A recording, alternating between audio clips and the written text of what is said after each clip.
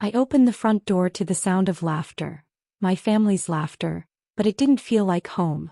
My dad was holding a crystal glass like it weighed more than the truth he was about to drop. "You're coming to the wedding," he said, his voice clipped cold. "Or tuition payments stop. No exceptions." I stared at him, the air thick enough to choke on. My perfect sister, blonde curls glinting in the sunlight, was spinning around in her dress. Everyone else smiled, oblivious, but I felt the knife twisting in my chest. I wanted to tell him to shove the tuition, to shove the wedding, to shove their perfect little lives. But I didn't. I swallowed the rage, the betrayal, the unfairness. "My name is Emily," I said, and my voice felt brittle, sharp. "And from wherever you're watching this, stay with me. Have you ever been treated like a stranger in your own family? Like the blood in your veins didn't count?" He didn't even glance at me. Just smiled, smug, certain I'd cave. My phone vibrated. Another email. My bank account balance. 6 figures. Tuition paid, yes, but not by him. Paid by me. Paid by the life I built in silence while they pretended I was nothing. I watched my sister laugh, all golden teeth and golden hair, spinning like she owned the world. And in that moment I realized something. They didn't deserve to see me bow. Not anymore. The ceremony was hours away. Every tick of the clock felt like a drumbeat in a war I hadn't told them I was fighting. I rehearsed my calm smile, the polite nod, the envelope I had tucked into my purse that no one would notice until the right moment. Because I had a plan. Quiet. Simple. Perfect in its cruelty. They thought I was the obedient daughter, the one who always bent. The one who always paid, always sacrificed, always disappeared. But they hadn't seen me, not really. Not since I graduated valedictorian and deposited the first check of my new life into a bank account they had no access to. I stepped back from the mirror and looked at myself, really looked. The girl they thought was weak was standing tall, burning with a quiet fire. And for the first time I realized the truth. I wasn't here to please them. I was here to show them who I really was. The sunlight caught the envelope in my hand. Simple, elegant, deadly in its honesty. One letter, one revelation, one moment that would flip everything they thought they knew about me. I smirked. The perfect daughter was about to vanish. And as I walked toward the door, my heart thundering with betrayal and anticipation, I whispered to myself, "They'll never see me the same way again." The church smelled of lilies and polished wood, and I hated it instantly. Every soft murmur of the guests, every whispered congratulations, was a reminder that they thought this day belonged to them. To my perfect sister. To my father who still believed control meant fear. I slipped in quietly, hugging the edges of the pew, my purse tight against my side. The envelope was heavy, not with paper but with what it carried. The truth. The power. My independence they thought they'd crushed. My sister's eyes sparkled as she walked down the aisle, a vision in white, completely unaware that the world she knew was about to tilt. And my dad, he was beaming, smug, proud, thinking he'd won. That I was exactly where he wanted me. I smiled. Calm. Patient. Because calm was deadly when paired with knowing. The ceremony dragged on, every I do like a drumbeat mocking me. My fingers ached around the envelope, the paper stiff and clean like the line I had drawn. When the minister finally called for the vows, my pulse raced. This was my stage. My moment. I caught my father's gaze and held it, unblinking. I didn't flinch when his expression wavered. That tiny flicker? That was fear. He didn't know it yet, but he would. As my sister's hands were joined with her husband's, I stepped forward. Polite. Controlled.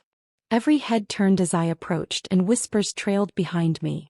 They didn't recognize me, didn't recognize the quiet confidence that had grown while they believed I was nothing. "Dad," I said softly, and his smile faltered. "I have something for you." The envelope slid into his hands.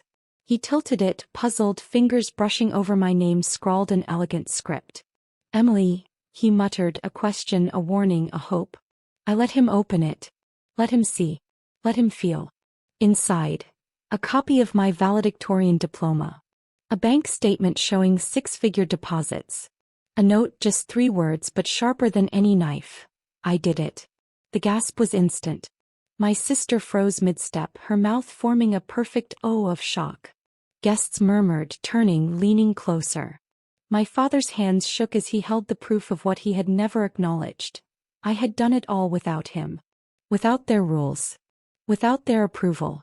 I smiled. Cold. Not cruel, not angry, just inevitable. And then I walked away, leaving the envelope in his lap like a detonator. Every step echoed through the church, through the lies, through the years they tried to keep me small. Because from that moment on, nothing would ever be the same. My father looked up, eyes wide, voice cracking, but it was too late. The perfect daughter? Gone. In her place stood someone they could neither control nor predict. The wedding carried on around me, but I had already rewritten the story. And as I slipped out into the sunlight, I whispered to myself, freedom tastes like revenge served quietly, elegantly, and all at once. The reception hall glittered with crystal chandeliers and polished floors, but I saw none of it. To everyone else it was celebration. To me it was the perfect stage. The perfect theater for the chaos I had quietly planted. I watched my sister swirl in her dress, laughing at jokes I didn't care about, sipping champagne she didn't earn. And my father, still reeling from the envelope, still grasping at control that had slipped like sand through his fingers. I walked among the guests, smiles plastered on my face, words sweet as honey, but every step was calculated. Every laugh, every nod carried weight. Because I knew the truth, they had no idea how much I had learned while they dismissed me. No idea how dangerous quiet ambition could be. My eyes landed on the catering manager, a man I had quietly tipped earlier in the week. Nothing dramatic, just subtle instructions that would unfold perfectly at the right moment. Drinks would spill, champagne flutes would topple, and whispers would rise. Small chaos, elegantly timed. And then I spotted my father. He was trying to smile again, trying to reclaim the narrative. But the moment my sister's hand brushed the envelope in his lap, still sitting where I left it, he froze. That frozen smile was all the confirmation I needed. He understood the power had shifted. Guests began to murmur. A server's tray wobbled, sending champagne spilling over the polished floor. People gasped. My sister squealed, stepping back, losing her graceful posture. And my father? His eyes darted around, confusion and fear dancing across his face. I moved closer, pretending concern, but the truth was delicious. The perfect wedding, the perfect control, they were cracking. Slowly, beautifully, irreversibly. I leaned toward my father and whispered, just loud enough for him, "Funny, isn't it, how the child you thought you could bend is standing taller than anyone in this room?" His hands clenched. His pride stammered. And in that silence I felt it, years of unseen effort, of secret victories finally roaring to life.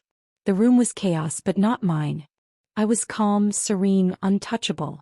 I had given them just enough shock to shatter their illusions, but not enough to suspect the full depth of my power. They had glimpsed the surface. That was all. I caught my sister's eye. Golden, perfect, but now tinged with fear. She understood even if she wouldn't say it. I had rewritten the rules and she could feel it. I stepped back, letting the whispers grow, letting the chaos spread, and I realized something terrifying and exhilarating. I had tasted the power of truth. And it was intoxicating. As the music swelled and the night carried on, I knew the story had changed. Not just my story. There's two. The perfect image of family, of control, of obedience. It was gone. And as I raised my glass, smiling to the world, I whispered to myself, some victories don't shout. They echo quietly until they can't be ignored. The night grew heavier, the air thick with champagne and whispered suspicions. I moved through the reception like a shadow, unnoticed yet entirely present, savoring every glance, every subtle shift in posture that betrayed their unease. My sister had excused herself to the powder room, her perfect composure cracking just enough that I could see the fear flicker behind her eyes. She didn't know what I had in store, what I had already set in motion. But she would learn. Oh, she would learn.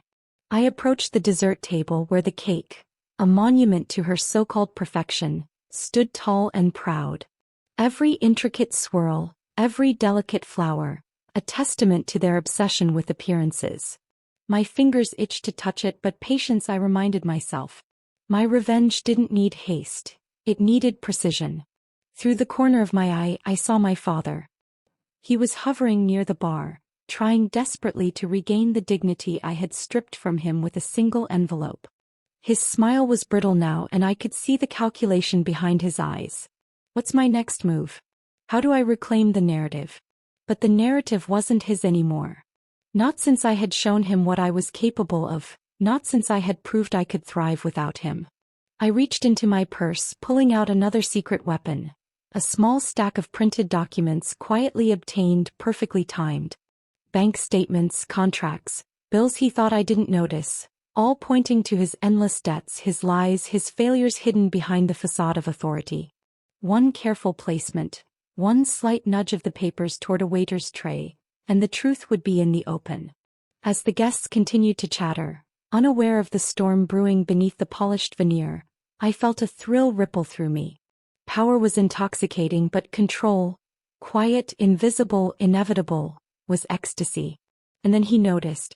My father's eyes widened as the documents slipped from the tray, scattering across the floor like fallen leaves. Guests leaned down to read, whispers rising into murmurs, murmurs into gasps. My sister froze mid-step again, her golden smile fading, replaced by dread. I stayed calm, composed, letting the scene unfold around me. No need to speak, no need to justify. The truth spoke louder than any words I could have used. My father bent down to gather the papers, hands trembling. His voice cracked, a low, strangled thing. "Emily, how did?" I stepped closer, softly, deliberately, my eyes locked on his. "You taught me how to survive in silence," I said, letting the words linger. "But surviving isn't enough. I've been thriving." Every whisper, every glance, every judgmental smirk in the room had shifted. The illusion of control was gone. He wasn't the patriarch anymore. Not tonight. Not ever again. As I turned and walked toward the back exit, the music swelled and the guests followed their own reactions. Shock, confusion, awe. And I realized something chilling and beautiful. Power wasn't in the yelling, the threats, or the dominance. Power was in letting them discover the truth at their own pace, and watching the world shift beneath their feet. I paused at the doorway, glancing back once. My sister looked smaller than she had ever looked. My father, broken in ways no envelope or whisper could ever repair. And I whispered into the night, "Some lessons aren't taught. They're inherited, quietly and devastatingly." Part 4 ends with Emily escalating her revenge elegantly, exposing hidden truths, and leaving the family destabilized while she remains in control. The night had turned into a slow-burning storm, the kind that whispers before it strikes. I walked back into the hall, the envelope's echo still lingering like a ghost. Everyone's eyes followed me, some with curiosity, some with suspicion. My presence alone had shifted the gravity of the room. My sister, once untouchable in her golden aura, sat stiffly at the head table. She didn't smile. She didn't laugh. He barely breathed. Every perfect laugh she had shared tonight now felt hollow, fake, a fragile mask slipping with every second. And my father, oh my father. He hovered near the bar, a shell of the man who had demanded obedience. His jaw clenched, hands shaking, yet he still tried to command respect. But respect isn't demanded. It's earned. And he had spent years giving me none. I approached the stage where the DJ was spinning soft jazz, a subtle smirk curling at the corner of my lips. I leaned in and whispered instructions I had prepared long ago. Playlist changes, microphone access, timed announcements. Chaos, subtle but undeniable, was about to bloom. When the first announcement came, it seemed harmless. A congratulatory note read aloud, but the names were twisted, the facts slightly off. My sister's achievements were minimized, my father's failures subtly exposed, all woven in a way that would make the audience question their perception without realizing I was the puppeteer. Gasps echoed. Murmurs spread. The room shifted. My sister's hand trembled around her champagne flute. My father's face paled as whispers grew louder. The perfect image of our family, so meticulously curated, was unraveling before their eyes, thread by invisible thread. I didn't need to speak. I didn't need to yell. Every glance, every misplaced fact, Every small revelation worked in tandem with the storm I had orchestrated. My power wasn't loud. It was surgical. And then it happened.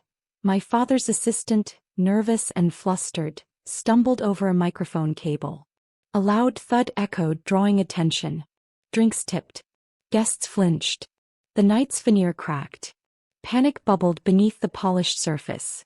I walked through it all, serene, untouchable. People noticed me, whispered about me, but none dared confront. They were too busy absorbing the fractures I had introduced.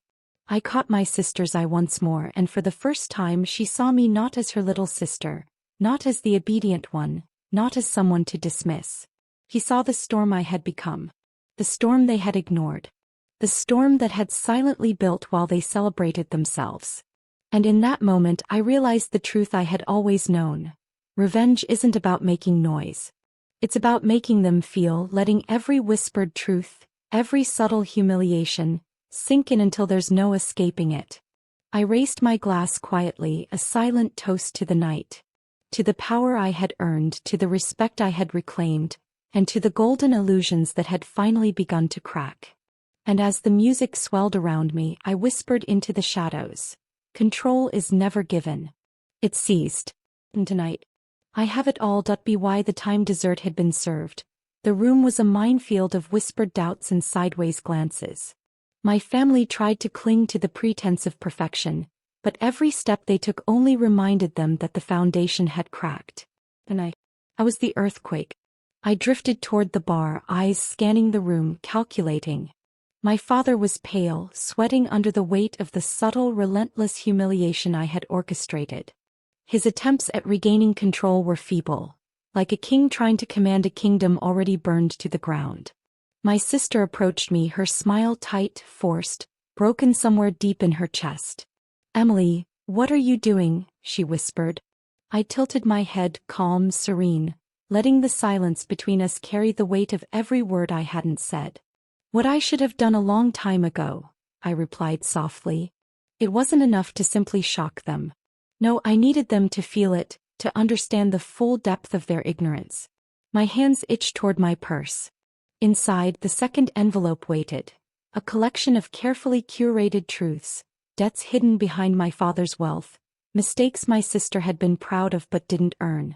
The evidence of every quiet failure, every lie, every manipulation. I didn't need to hand it to him immediately. I let suspense hang in the air like smoke, thick and suffocating. Let him stew. Let him watch his precious perfect world tremble, knowing it could all collapse with a flick of my wrist. And then came the tipping point, the moment I had waited for. A photographer tripped, sending a cascade of champagne glasses crashing across the floor. Guests shrieked, chaos blossomed, and my sister's carefully polished composure shattered. I walked through the commotion, serene, untouched by the panic around me. I could see the anger building behind my father's eyes, but it was impotent. He was trapped, powerless, watching as the life he tried to control fell apart in slow motion. I finally handed him the second envelope. Not angrily, not demanding. Just placed it in his hands like a crown he would never deserve. His hands shook as he opened it, scanning the pages, realizing the full scope of my planning. This time it wasn't just a bank statement or diploma. It was everything. Proof of my success, proof of his negligence, proof that the obedient daughter he thought he owned had been quietly building an empire without him. The gasp echoed through the room. The murmurs, the stunned silence, the shocked stares, all converged on my family like a wave they could not stop. My sister's golden perfection dulled in an instant. My father's pride crumbled into dust. I took a step back, letting it all unfold, savoring the quiet devastation of years of dismissal turned inside out. I realized something powerful in that moment. Revenge isn't just about victory. It's about presence. It's about showing up, standing tall, and letting the world witness that you were never theirs to break. And as the music played on, distorted by the chaos of toppled glasses and whispered secrets, I raised my glass quietly to myself. Because tonight I wasn't the obedient daughter. I was the storm. And storms are unstoppable. By the time the last toast echoed across the hall, the air had shifted completely. The golden illusion my sister and father had built for decades was crumbling under the weight of the truths I had quietly revealed. And I walked through the room like a queen surveying a battlefield she had won without firing a single shot. I caught my father's eye across the room. The man who had threatened me with my own future, who had tried to bend me to his will with tuition and threats, now looked smaller than I had ever seen him. Every gasp, every whispered rumor, every sideways glance hammered home the reality. He was powerless. And then my sister. Her shoulders were tight, her smile gone, replaced by a flicker of fear and disbelief. She understood now fully that the obedient little sister she had mocked for years was gone. That little sister had been quietly building a life far beyond her reach. I stepped toward them slowly, letting the room follow me like a current. Each footstep was deliberate, carrying years of betrayal, frustration, and silent triumph. I held another envelope in my hand, this one the culmination of every hidden victory I had amassed. The one that would seal their disbelief, their shame, and their fear. I placed it carefully in front of my father. "This is for you," I said softly, letting the calmness in my voice contrast with the chaos in his mind. He opened it with trembling hands, and as he read, I saw everything shift. His pride, his authority, his illusions, they all shattered quietly, irreversibly. Inside were documents he had hidden from everyone. Unpaid debts, business failures, legal notices. My sister's so-called perfect achievements were revealed as small, borrowed victories. And in the center, a personal note. "I am everything you tried to control. And I did it without you." The room went silent. Guests stared, unsure whether to gasp, whisper, or flee. My sister's eyes were wide, her golden mask cracked. My father's hands shook, his face pale, the weight of his own failures pressing down in a way he had never experienced.